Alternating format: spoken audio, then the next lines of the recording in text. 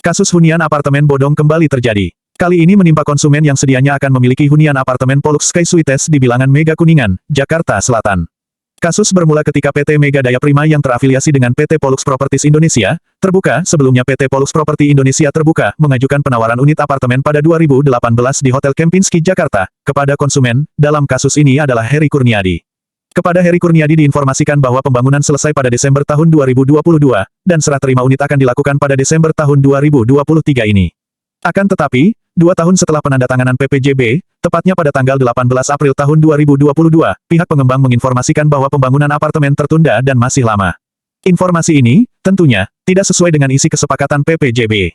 Bahkan, hingga saat ini, lahan pun masih kosong. Tidak ada tanda-tanda akan dilakukan pembangunan. Lantaran itu, berdasarkan dugaan adanya wan prestasi, maka pada tanggal 20 Juni tahun 2022, Heri Kurniadi mengajukan pengembalian dana dan meminta itikat baik dari Pollux. Akan tetapi prosesnya tidak berjalan dengan baik sehingga terpaksa menempuh jalur hukum. Melalui kuasa hukumnya, Walim SH dan Santo SH dari kantor hukum Walim SH dan Partners, Heri menggugat wan prestasi atas pembangunan apartemen Pollux Sky Suites di Mega Kuningan, Jakarta, dengan tergugat PT Mega Daya Prima di Pengadilan Negeri PN, Jakarta Selatan. Berikut pernyataan Heri didampingi kuasa hukumnya kepada sejumlah media di Pengadilan Negeri Jakarta Selatan, Selasa siang tadi. Terima kasih Bapak Ibu kehadirannya. Jadi perkenalkan saya Heri Kurniadi. Jadi saya di sini dengan kuasa hukum saya, Bapak Walim, terkait dengan gugatan perdata atas pembangunan apartemen Sky Suites di Mega Kuningan, Jakarta. Mungkin untuk lebih detailnya, Pak Walim bisa bantu menjelaskan. Baik, terima kasih teman-teman. Jadi saya selaku kuasa hukum dari Bapak Heri Kurniadi, ini sudah sidang yang beberapa kali kami sedang melakukan advokasi untuk meminta hak dari klien kami yang menyangkut tentang Pak Heri Kurniadi ini mengambil unit apartemen di nama pengembangnya PT Mega Daya Prima, yang kemudian yang kami ketahui teman-teman dan Pak Heri ketahui bahwa PT Pollux Property Indonesia ini merupakan bagian dari pengembang properties LPT di Singapura, ya, yang kami ketahui seperti itu. Pemiliknya juga kami ketahui itu Puson Kok, ya Bang, ya, dan katanya juga ada punya anaknya bernama Nikopo yang menjadi pemegang saham pengendali Pollux ini di apartemen ini. Artinya kemudian ini sebagai cara kami sedang mencari hak dari klien kami. Kebetulan kalau teman-teman ketahui, apartemen yang dijanjikan ini sampai sekarang belum terbangun, ya Bang, ya? Yeah. Belum terbangun. Ini upaya kami untuk mencari hak dari klien kami, sehingga beberapa kali klien kami sudah mendatangi, bahkan sudah mensomasi, itu belum ada itikat baik. Sehingga dengan cara pengadilan inilah kami kemudian sedang mengadvokasi hak dari klien kami. Itu aja, terima kasih. Kejadiannya dari kalau kerugiannya sekitar kalau proses pengambilnya Pak Heri itu dari 2018 ya, dari 2018, terus kemudian sudah memberikan DP, memberikan cicilan yang totalnya berapa Pak Heri? Totalnya itu hampir 2 miliar. Hampir 2 miliar. Jadi saya itu dari mulai. Jadi pada saat itu launching penawarannya itu di Desember 2018. Kemudian mulai cicilan, dan saya udah cicil sekitar 15 kali. Terus kemudian di pertengahan 2020 saya diinformasikan oleh pihak Pollux bahwa apartemen itu katanya tertunda dan masih lama tanpa ada penjelasan tambahan.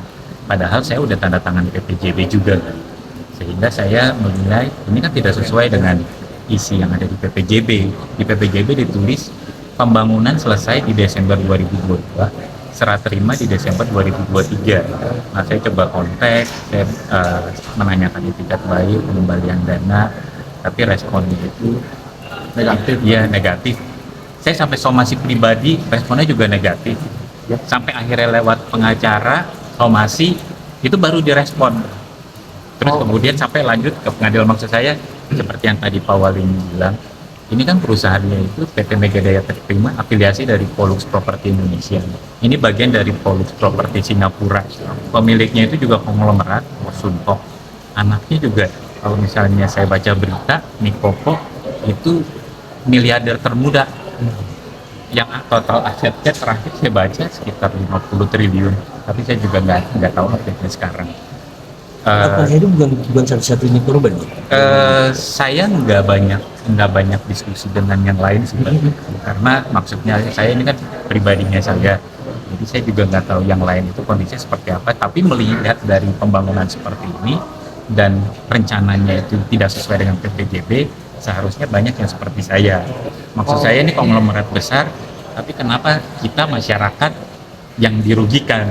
Maksud saya pertanggungjawabannya aja. Jadi di sini saya. Nah ini kan kaitan juga dengan perdatanya, ini kan ada disebut-sebut kalau tidak salah, mungkin Pak Walid kalau kuasa hukum Pak Heri kasih gambaran deh. Ini kan ada terkait dengan salah satu orang besar kita lah. Justru Pak Habibie itu lah. teman-teman, bahwa sebenarnya kami ini upaya kami terakhir melakukan gugatan karena perusahaan sebesar Pollux ini semestinya, dan kami mendengar juga Pollux ini salah satu pemiliknya adalah keluarga almarhum B.J. Habibie.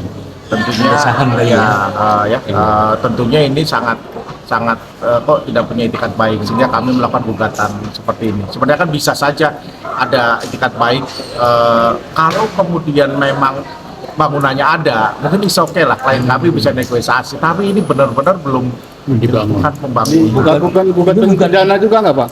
Itu yang kemudian kami akan evaluasi. Kalau kemudian dari gugatan perdata ini kita hasilnya masih belum ada itikat baik, kami akan melakukan langkah-langkah hukum selanjutnya, baik pidana ataupun PKPU pilot. Itu sangat dimungkinkan dalam hukum kita. Hubungan ini dengan PT yang di Singapura itu PT apa Pak? Pollux Property Ltd. Pemiliknya? Posuntok. Bang, tahu nggak sih korbannya ada berapa banyak nggak sih kurang lebihnya itu? Asumsi kami sih sebenarnya ini tidak hanya Pak Heri, cuman hanya saja memang belum muncul ya Pak ya, belum muncul ya. Karena memang itu apartemen. Menurut saya sih memang selain Pak Heri tentunya masih ada. Ya kan kalau data yang abang terima kan ada sudah 63% terjual, artinya nggak cuma Pak. Betul. Itu asumsi kami bahwa ada korban-korban lain yang dimungkinkan dalam apartemen ini ada. Cuman hanya saja hari ini saya hanya mewakili dari Pak Heri. Tapi tidak menutup kemungkinan kalau kemudian nanti ada korban yang lain, kami bisa ikut mengadvokasi itu. Pak Heri ketika tersugesti atau kepengen ngebeli apartemen itu, pernah nggak ngebaca ada data gitu bahwa ini ada terkait juga dengan salah satu keluarga? Betul. Ada itu Iya. Pak? Ada. Benar, sebenarnya Dari alasan datanya saya ada beli ya? itu, alasan saya beli itu karena Karena? sebelumnya saya lihat berita tuh. Jadi saya kan datang ke penawaran itu akhir 2018. Jadi saya baca berita, selain juga ada bagian dari Pollux Singapura, terus saya baca gedung-gedung di Singapurnya, Pollux Singapura ini kan banyak nih. Terus kemudian di tahun 2016 ada proyek kerjasama super blok yang di Batam. Mungkin kalau Bapak sempat lihat yang di Batam itu ada besar, namanya itu Pollux Habibie atau Masterstad ya. Dan itu besar banget proyeknya, dan saya melihat itu ada kerjasama dengan keluarga dari almarhum Pak B.J. Habibie. Maksud saya melihat seorang mantan Presiden RI aja tertarik juga untuk kerjasama dan sampai sekarang jalan. Maksud saya, ya saya merasa bahwa harusnya ini oke. Karena kalau kita mau beli properti kan bukan cuma masalah harga sama lokasi ya, tapi developernya itu seperti apa. Bang, kan sidangnya udah lama prosesnya. Kan dari track recordnya pembangunannya bagus mana-mana ya. Apa sih alasannya mereka tidak berhenti bangun di persidangan itu, Bang? Kalau secara jawab jinawab di persidangan itu tidak ada alasan jelas untuk mereka mengembalikan.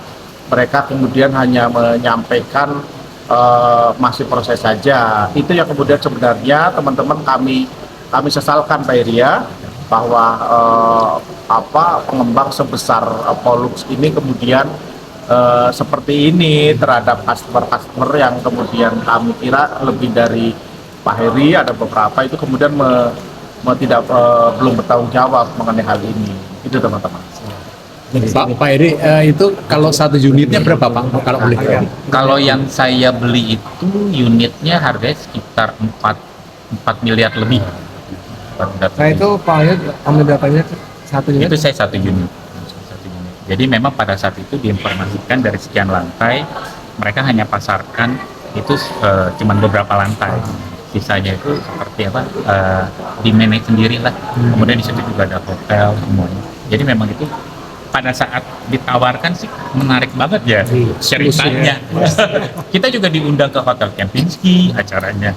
Terus maksudnya dijamu, terus dijelaskan semuanya bahwa ini bagian, terus proyek-proyek mereka juga kalau saya baca juga bukan hanya kerjasama dengan keluarga Pak B.J. Habibie kan, tapi juga ada World Capital Tower. Jadi kalau misalnya Bapak lihat di tengah-tengah meja Kuningan kan ada yang gedung besar yang tertinggi World Capital Tower perkantoran, itu juga mereka yang kerjain.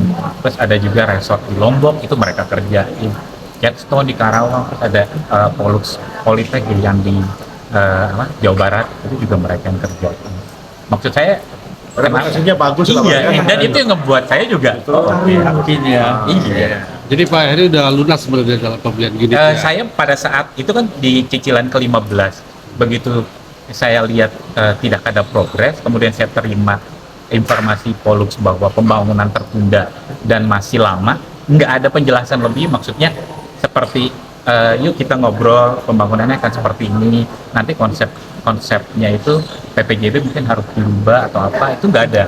Maka saya langsung nanya, ya udah dana saya dikembalikan saja. Dan aduh, Belum ada pengembalian dana ya? pengembalian ada, tapi Udah? ada. Jadi pengembalian itu sekitar 400 juta ya. Sekitar 400 juta udah Itu pun dikembalikan. setelah dilakukan somasi seperti itu. Dan yang saya kecewa itu adalah pada saat saya datang langsung, saya kirim somasi pribadi nggak direspon. Kalau melalui kuasa hukum kirim somasi direspon oleh kuasa hukum juga. Berarti kan kayak saya sebagai pembeli ya, kayak mereka itu siap perang. Maksud saya ini uang saya loh. Kenapa mereka enggak? Ya udah yuk kita musyawarah ngobrolin. Jadi mereka langsung keluarinnya itu langsung pengacara juga. Seperti udah mempersiapkan. Maksud saya kalau memang ada kendala atau apa kan sebelum Komunikasikan. kan sebenarnya kan di Indonesia itu yang pertama kan musyawarah mufakat dulu ya. Jadi ternyata ini investasi bodong apa fiktif sih? Itu Bang yang kemudian sebenarnya kan korelasinya kalau kemudian apartemennya ada, Iya. maka kami bisa berpikir positif. Lah ini sama sekali belum ada pembangunan, Mas tanah kosong nih Bang ya. masih tanah kosong. Seperti itu ya. sekarang udah jadi banyak pepohonan sih kena hujan. Tepatnya lokasinya Di Mega Kuningan, Mega yang Kuningan. pas di Bundaran. Yang di bundaran ya? Bukan, saya yang di Hook itu, di Hook di sebelah dekat Menara Dea ya, ada Menara Del apa itu? Nah, oh Del Toro. Del Toro, iya, di sampingnya di Hook. Oh iya, ya pemiliknya. Tahu aja pemiliknya. Oke, siap. Teman-teman terima kasih. Ini guyon aja kalau misalnya dari sisi perorangan. Oh iya boleh. Sementara itu, kuasa hukum PT Mega Daya Prima mengatakan kliennya berjanji akan mengembalikan uang Heri Kurniadi selaku konsumen sesuai yang telah ia bayar. Berikut penuturannya. Mega Daya Prima. Untuk hari ini saksi agendanya. Oh, pembacaan saksi hari ini. Iya, untuk pemeriksaan saksi dari penggugat. Kalau ibu mewakili Tergugat. Tergugat. Nah, kuasa dari PT Mega Daya Prima. apa sih tanggapan ibu atas somasi ini? Somasi, ini saya harus pastikan dulu somasinya somasi yang mana atau gugatan yang mana, takutnya salah nanti nih. Iya. Perkara yang saya Kuningan. tangani dengan perkara yang dimaksud. Yang di Kuningan. Ini Kuningan Yang di Bu, Kuningan, iya. yang masalah apartemen. Dan Sky Voluk itu Bu. Oke, Skysuit. Kan, ada konsumen yang merasa dirugikan, yang kita menggugat untuk mengembalikan dananya. Iya. Apa sih tanggapan ibu? Ya kan pertama-tama itu keterlambatannya terjadi karena proyeknya itu kan terhambat ketika kondisi COVID kemarin. Kita tidak bisa melakukan mobilisasi baik tenaga kerja maupun material masuk ke Jakarta, itu udah di-prepare. Jadi terkendalanya di situ. Cuman kalau klien kami berkomitmen itu kan untuk bertanggung jawab terhadap keluhan konsumen. Jadi kalau untuk yang hari ini klien kami sudah beritikat untuk melakukan pengembalian, sudah ada pembicaraan sebelumnya dengan pihak penggugat, tapi pihak penggugat tetap tetap ada gugatannya, tetap ada gugatannya, makanya berlangsung sampai dengan hari ini agenda.